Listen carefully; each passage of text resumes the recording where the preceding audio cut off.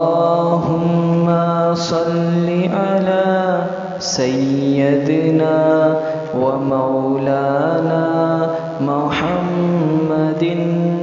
अल्लाहुम्मा सल्लि अला सय्यदिना। पेशाब का कतरा जिसे आता हो उसके लिए नमाज का क्या हुक्म होगा? वज़ू करके आया, पेशाब का कतरा आ गया, या फिर जो है नमाज में खड़ा हुआ था, नमाज पढ़ रहा था, रुकू सजदा वगैरह कर रहा था, नमाज की हालत में पेशाब का कतरा आ गया, क्या मसला है? इसको समझिएगा। आजकल ये मसाइल पेश आते हैं, इसीलिए इनको बताना बहुत अहम और ज़रूरी समझता हूँ। जैसा कि फतावा महमूदिया में जिल्द नंबर 2 सफ़ा नंबर 49-49 पे, और बेहश्ती ज़ेवर में जिल्द नंबर 1 सफ़ा नंबर 54 पे भी चंद मसाइल आपको मिलेंगे। सबसे पहली बात तो ये समझें, अगर बीमारी पेशाब के कतरे की जो बीमारी है, अगर वो इस तरह हो कि मुसलसल सलसे बॉल जिसे कहते हैं, मुसलसल पेशाब के कतरे आते रहते हैं, या फिर मुसलसल तो मतलब हर 1 सेकंड 2 सेकंड में तो नहीं है, लेकिन इतना टाइम नहीं है कि वो वज़ू करके फटाफट कम से कम फ़र्ज़ नमाज पढ़ सके, इतना भी टाइम नहीं मिलता है। वज़ू करने गया, जैसे वज़ू से फारिग हुआ पेशाब का कतरा आ गया, या फिर वज़ू कर लिया, नमाज में ही था, फ़र्ज़ नमाज पढ़ रहा था, सुन्नत वगैरह तो छोड़ दीजिए, सिर्फ फ़र्ज़ नमाज की बात कर रहा हूँ, नमाज की हालत में ही पेशाब का कतरा आ जाता है, 5 मिनट 6 मिनट में 4 मिनट में आ जाता है। इतना टाइम नहीं मिलता है कि वो वज़ू करके फ़र्ज़ नमाज कम से कम अदा करे, तो फिर वो जो है, तो ऐसी सूरत में वो मरीज़ के हुक्म में आ जाएगा। अब उसके लिए मसला, यही मसला बता रहा हूँ। अगर ऐसा नहीं है तो फिर मसला दूसरा है, अभी बताऊँगा आगे। अगर यही मसला है, यही उसके साथ मामला पेश आ रहा है, पेशाब का जो कतरा है, तो ऐसी सूरत में वो हर नमाज के वक्त में वज़ू करेगा।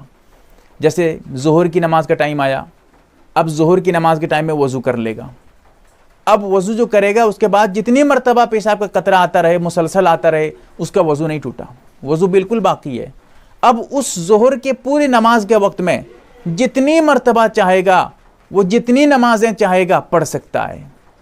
यानी कज़ा नमाज, सुन्नत नमाज, वाजिब नमाज और कुरान की तिलावत वगैरह ये सब करना चाहेगा तो बिल्कुल कर सकता है, कोई हरज नहीं। यानी उसके हक़ में वो पेशाब वगैरह नाक़िज़े वज़ू नहीं है, ठीक है। हाँ, अगर देखिए यहाँ एक चीज़ और समझिए, फिर जैसे ही दूसरी नमाज का वक्त दाखिल हो जाएगा, ज़ोहर की नमाज के टाइम में वज़ू किया था, सब कर लिया, अब असर की नमाज का टाइम आ गया, खुद ब खुद जैसे ही असर की नमाज का टाइम दाखिल होगा, इसका वज़ू टूट गया, फिर से असर की नमाज के लिए इसको वज़ू करना पड़ेगा। फिर उसके बाद वो उस असर की नमाज के पूरे टाइम में जितनी नमाजें चाहेगा, जो नमाज चाहेगा वो पढ़ सकता है, कोई बात नहीं, कुरान की तिलावत भी कर सकता है। ये तो मरीज़ के बारे में जो बताया।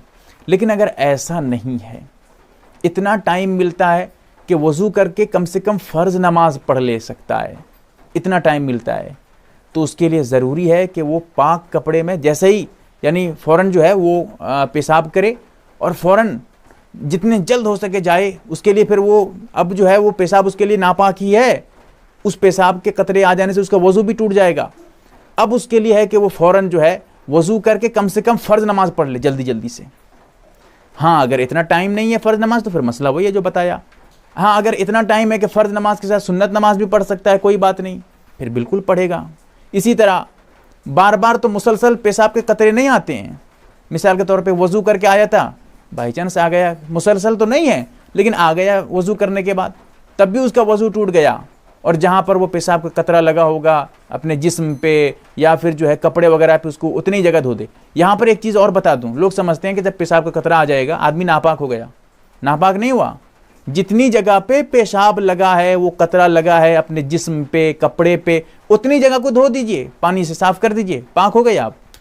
पूरा गुस्ल करने की ज़रूरत नहीं, अच्छी तरह से फिर से नहाने की ज़रूरत नहीं है, गुस्ल करने का जो है आप पे गुस्ल करना फ़र्ज़ नहीं हुआ, बस उतनी जगह को धो दीजिएगा, आप फिर पाक हो गए, कोई बात नहीं। पेशाब का कतरा आ जाए, आप कपड़े को साफ़ कर दीजिए, फिर नमाज़ पढ़ लीजिए।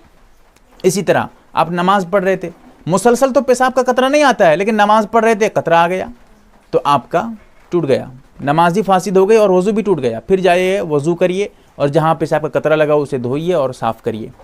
इसके साथ साथ एक चीज़ और याद रखें, अगर सिर्फ आप शक है, यकीन नहीं है, लगता है पेशाब का कतरा आ गया, शक है, और आप जो है ऐसी शक में पड़े रहते हैं हमेशा हमेशा के लिए, तो आप पेशाब करने के बाद जब वज़ू कर लेंगे तो उस वक्त जो है थोड़ी कुछ छींटें जो हैं आप जिस्म पे कपड़े पे छिड़क दीजिए, ताकि उसको देख के आपको ऐसा नहीं लगे कि लगता है पेशाब का कतरा लग गया है, पेशाब लग गया है।